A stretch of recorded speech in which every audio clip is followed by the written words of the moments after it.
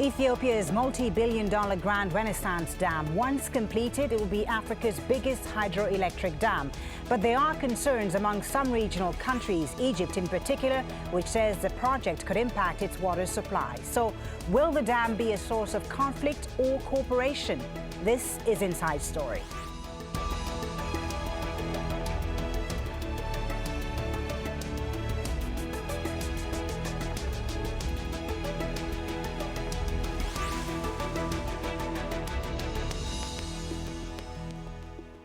Hello and welcome to the program. I'm Folly Thibault. The foreign ministers of Ethiopia, Egypt and Sudan signed a new deal in Khartoum late on Tuesday. They've agreed on the two companies that will carry out studies on the potential impact of Ethiopia's Grand Renaissance Dam on the flow of the Nile River. The 6,000 megawatt project is important for the Ethiopian government, which believes it will solve a decades-long energy crisis. But Egypt fears it could impact its water supply. This week's deal builds on an agreement that was signed by the leaders of the three countries back in March to safeguard all their interests. But the core issues remain, and it's all to do with water security. The dam is being built here in northwestern Ethiopia, around 40 kilometers from the Sudanese border on the Blue Nile. Ethiopia is a source of 85% of the Blue Nile's waters, but Egypt has long held the majority rights to the Nile based on a colonial-era treaty, something that's angered Ethiopia in the past. Egyptians rely on the Nile for almost all of their water needs, and they're worried about the potential impact of the dam downstream.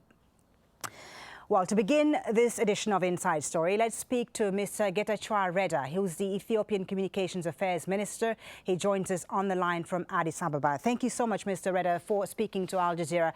So, talks between Ethiopia, Egypt and Sudan in the hopes of reaching a consensus on the Renaissance Dam have been going on for some time now. Can you tell us first more about what was agreed on Tuesday and what it means as far as when the dam will become operational? Well, what was agreed on Tuesday is first the expression of interest and, of course, agreement between and among the three countries to once again reaffirm their commitment to the Declaration of Principles, which had already been signed, which was already signed between the leaders of the three countries last March last year. So the first important point about the agreement yesterday, or the decisions by the ministerial meetings yesterday, is a reaffirmation that the three countries will remain to the Declaration of Principles of March 2015 in Khartoum. That's one thing. And second, the ministers also decided upon one lingering issue that has to do with the recruitment of consulting firms which will be responsible for studying first, for dealing with hydrological modeling issues with regard to the impact of the dam.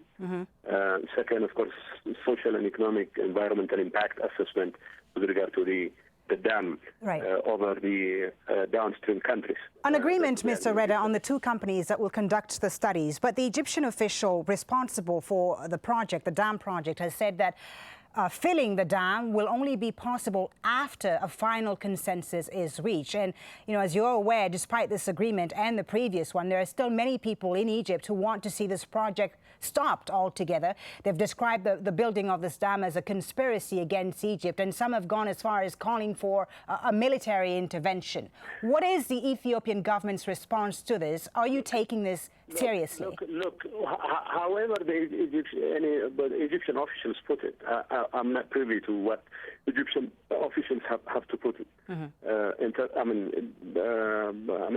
With regard to the specific provision in the Declaration of Principles, which is principle number 5, the decision was the agreement between the leaders during the signing of the Declaration of Principles was to implement the recommendations of the International Panel of Experts and to respect the final outcomes of the Technical National Committee final report on the joint studies recommended in the International Panel of Experts final report throughout the different phases of the project. And of course, one important component of the Declaration of Principles was for the three countries to cooperate with of course, a spirit of cooperation, to utilize the final outcomes of the joint studies to be conducted as per the recommendations of the International Panel of Experts report.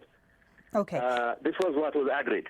And of course, Ethiopia, as a gesture of goodwill, will bring the two sides on board with regard to issues that have to do with the impoundment of the dam. But at this stage, even before the study of the two companies is not completed, to talk about impoundment issues is to be jumping the gun. And this is not even what was envisaged during the Declaration of Principles. But in reaffirming the Declaration of Principles, what the three countries agreed yesterday is to at least agree on guidelines and rules on the first filling of the Grand Renaissance Dam. You talk about jumping the gun, Mr. Reda, but, you know, Ethiopia has worked very quickly to complete this dam. It's advanced. The construction has gone very quickly. And this, when the International Committee, as you said yourself, set up to study the impact of the project, hasn't made much progress. Within a year. I mean, they are expected to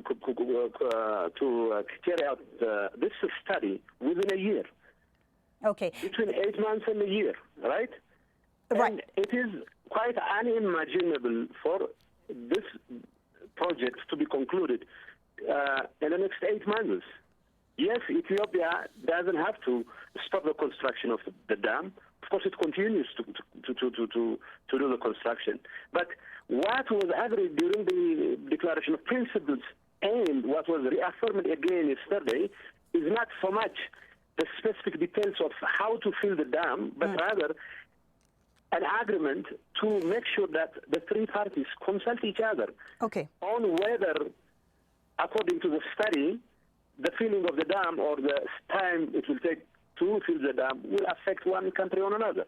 So at this point in time, to talk about a specific agreement with regard to filling of the dam, like I said, is going to be jumping the gun, because the companies which are, the consultants which are already selected to carry out the study have not yet started their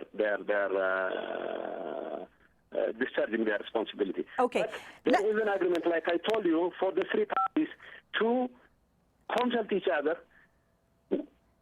depending on the outcomes of the study by the consultants.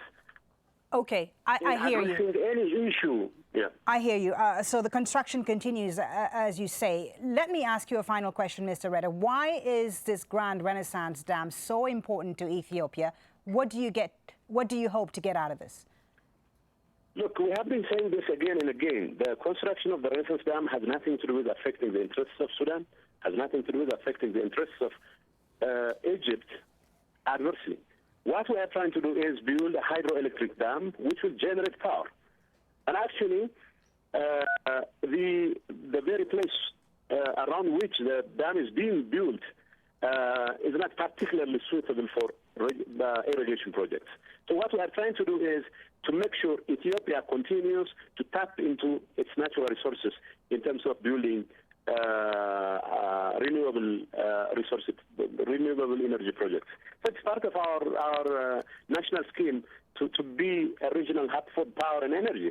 So there is nothing in the way of, say, irrigation or anything like that. That is going to affect adversely the interest of both Egypt and Sudan. And of course, there are some politicians in our three countries who would like to beg to differ, but that's not the most important issue. What matters is the three leaders of the three countries have agreed to work closely together and to cooperate in a mutually rewarding fashion, and to address whatever differences there are when it comes to the use of our natural resources. Thank you so much. We appreciate your time. The Grand Renaissance Dam will never be a source of conflict. It will rather be a source of cooperation. Thank you so much for speaking to us, Sir. Getachew Reda, Communications Affairs Minister of Ethiopia, joining us there on the line from Addis. Thank you for your time.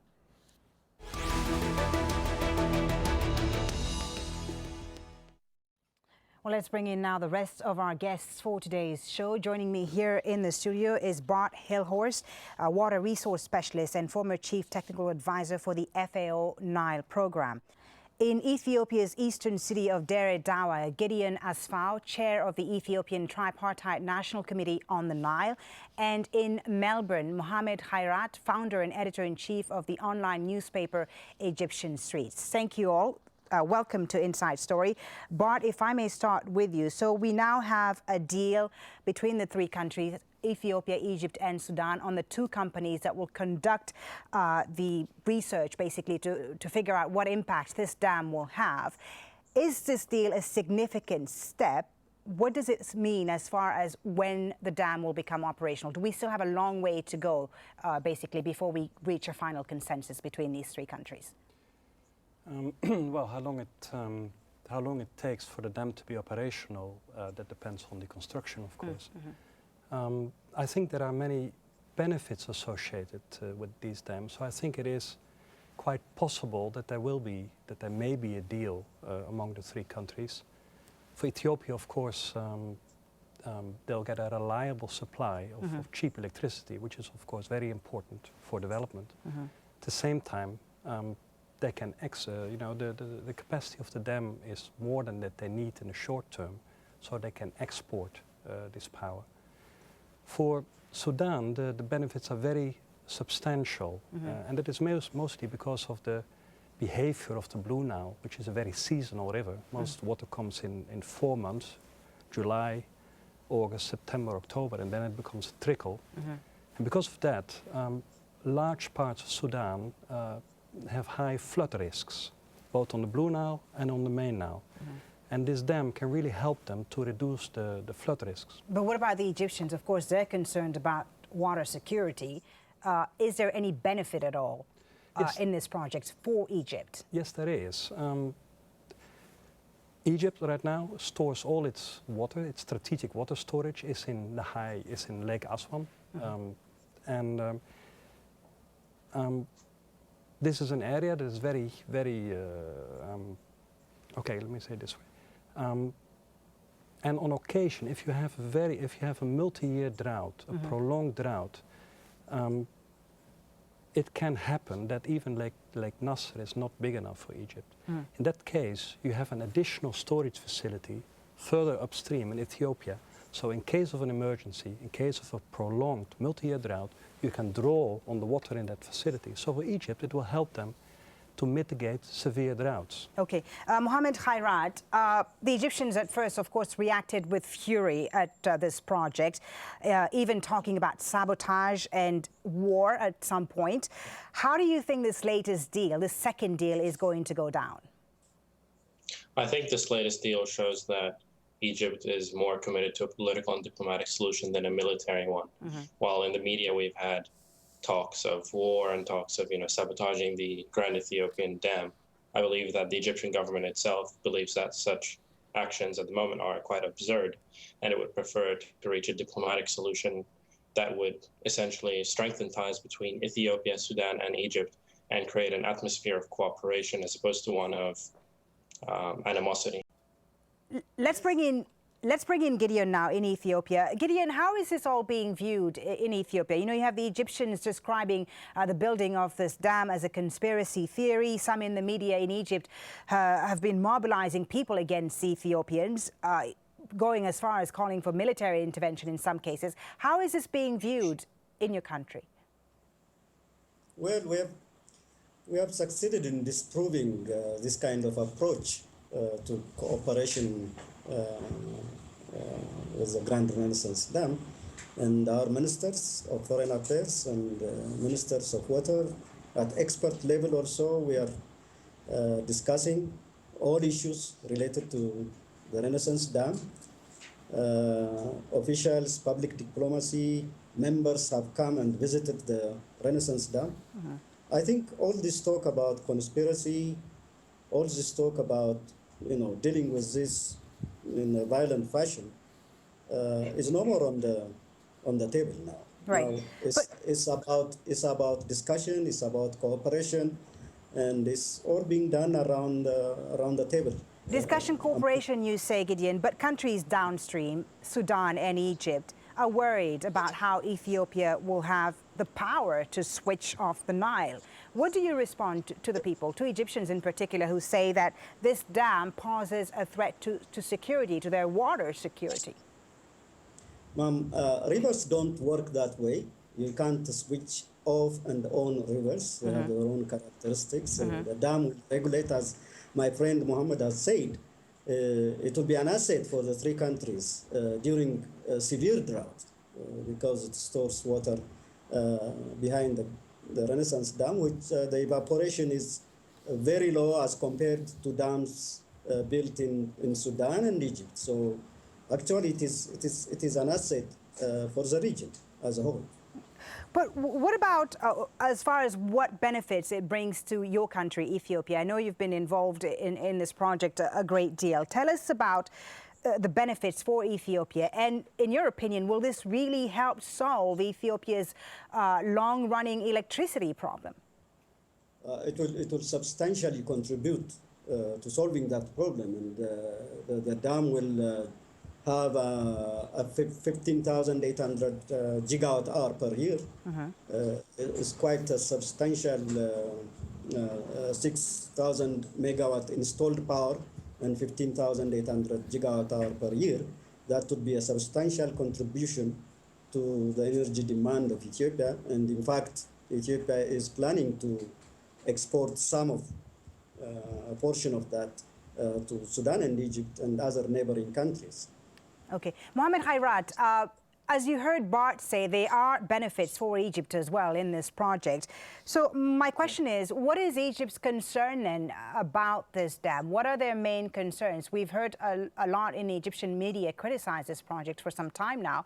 What are they against precisely? I'd like to first just say that I believe, like the Ethiopia's Minister of Communication said earlier on the show, that Ethiopia is not constructing this dam to harm anyone's interests.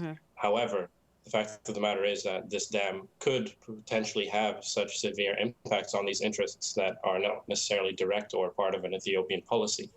And the Egyptian government itself is more concerned about the pace at which the dam is being constructed. Currently, it's about 55% completed without any studies actually being completed. And without actually completing these studies, you have a dam that could potentially lead to water security issues in Egypt. For example, in the case of an earthquake, have there been studies done into the potential impacts of flooding if the dam would be damaged? Or have there been any studies into the dam's impacts on the electricity generation of the Aswan High Dam itself, which is important for Egypt and its own electricity generation? More importantly, Egypt and the Nile River have been interlinked for many, many years. It goes back to ancient Egypt.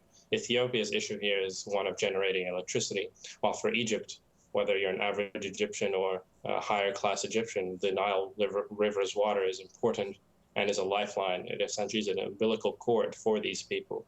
And while, yes, Ethiopia would definitely benefit from electricity, and potentially Egypt could benefit in the future in the case of a severe drought, by limiting and reducing Egypt's water supply, this could severely impact everyday Egyptians in the long term. Okay, Bart, are Egypt's concerns legitimate? They are concerned about the fast pace, of course, of this project, the building of this project, 55% complete, when there are no studies, no substantial studies have been conducted about the environmental impact and so on. Are the Egyptian concerns legitimate in your view? Well, I think that, of course, their concerns can be legitimate.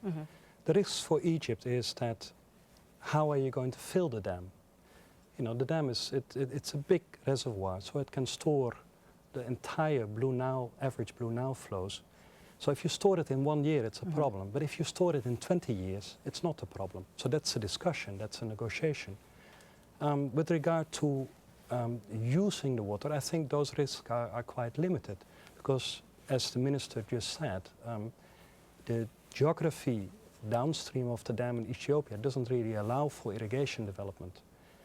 So I think that a positive outcome of these negotiations is very possible, and that the dam can really be beneficial to all three key players. So you think that there could be a cooperation in the end between the three countries? I really think so, because the benefits that come from this dam are really substantial, both for Ethiopia very much so for Sudan, but also for Egypt there are benefits.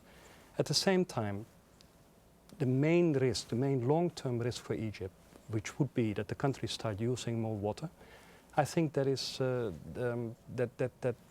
quite limited. One, because Ethiopia cannot do it, and secondly, because Sudan has many different relations with Egypt, not only the Nile, but also has many business relations, and they will not jeopardize all their relations over one issue. Okay. Mr. Gideon Asfaw in Dire Dawa in Ethiopia, Mohamed mentioned the fact that Egypt for a long time has held the rights to the Nile.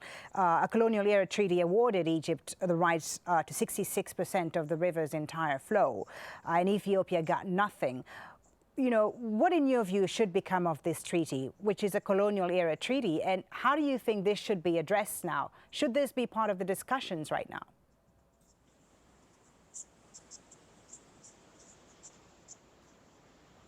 Well, in the first place, Ethiopia is not party to this colonial treaty, yes, which was done in 1929 and 1959 between Sudan and Egypt.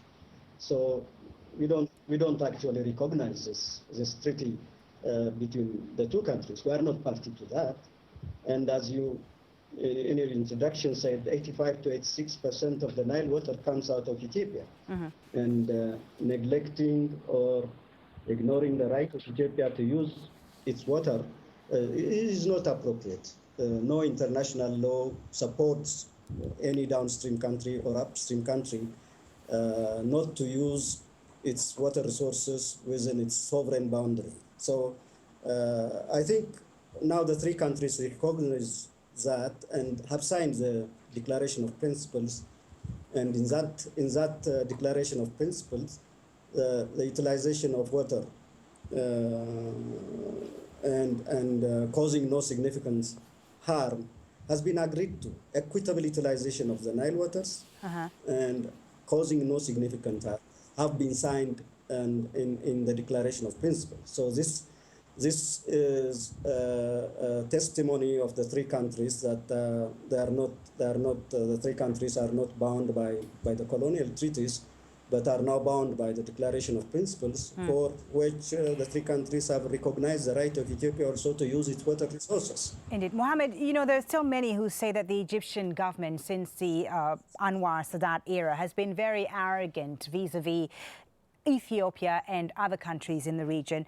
And now a number of former high-ranking officials, in fact, accuse the current government in Egypt of badly negotiating this deal. How do you see Egypt addressing this? How will they manage this current situation? I think since the Mubarak regime, the Egyptian government has really looked into developing stronger ties with their African neighbors. Mm-hmm. And this really starts today with this Grand Ethiopian Renaissance Dam. It's a great opportunity for the Egyptian government to develop stronger ties and build bilateral relations. But there are many, again, there are many in Egypt, including former ministers, Mohamed, who don't agree with this. I'm well aware of these, I guess, statements by very controversial media figures and even moderate media figures. And you have, the issue is raised by whether it's anti-government supporters or government supporters. And this has really shown the fact that Egyptian media in itself, there's a core issue there where there's a lack of education as to how the Grand Ethiopian Dam can be of benefit to the Egyptian people and the African ties. And moreover, it shows that the public is kind of out of touch with modern day. We cannot just simply go to war today in 2015. It's not like in the past where globalization had not yet had its full impacts as it does today. Today we're linked economically. Right. Like Bart mentioned, Egypt and Sudan have very important business ties together, for example. And I believe in the end, if Egypt is forced to resort to more stringent measures, it would resort to international arbitration as opposed to military intervention. All right, we'll leave it there for now. Thank you very much for an interesting discussion. Bart Hilhorst, Gideon Asfaw, and Mohamed Khairat. And thank you for watching. As always, you can leave your comments on the program's page on our website, aljazeera.com. You can also post your views on facebook.com/AJ Inside Story or tweet us at AJ Inside Story. From me, Folly, Thibault, and the whole team, thanks for watching. Bye for now.